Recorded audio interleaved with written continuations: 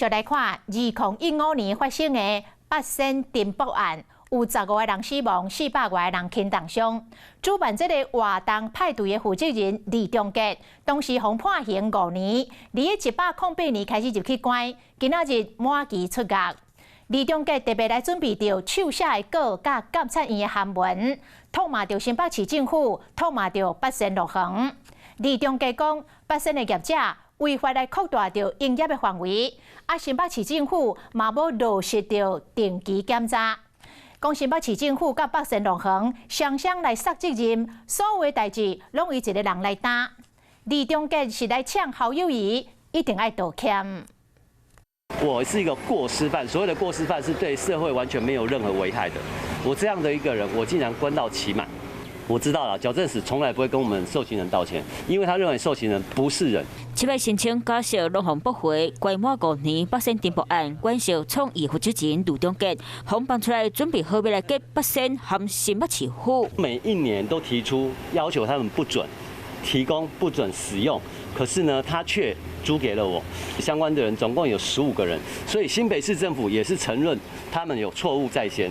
请问一下，八仙到底哪里无辜了？提供监察院的公文讲到，交通部观光局挺承八仙业者扩大营业的范围，无采取。新北市府嘛无做好定期的检查，互监察院纠正，拢总15个人互处罚。内容卖当看出，八仙乐园当时经营范围超出核准的2.5倍，有8项设备无核准。卢中杰讲的就是新北市长侯友宜。当初他承诺八仙，你真的以为你可以过海吗？这一句话我一直记到现在。因为这句话，我相信我们政府会好好处理事情。结果呢，你却派出你的局处长出来说我脱产，我哪里脱产了？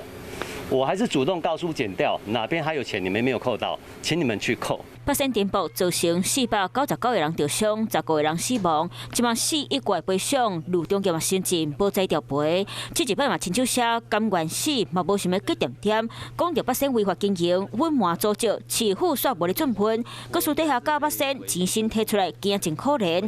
那讲到侯友宜假善假达，假做是男子汉，想就倒单。一定要道歉。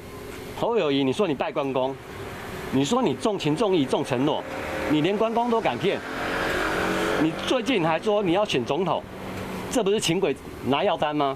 这5年的感觉，卢中杰即摆改面对借钱的赔偿，大力骂侯友宜和八仙，这恐惊嘛无法度互家属接受。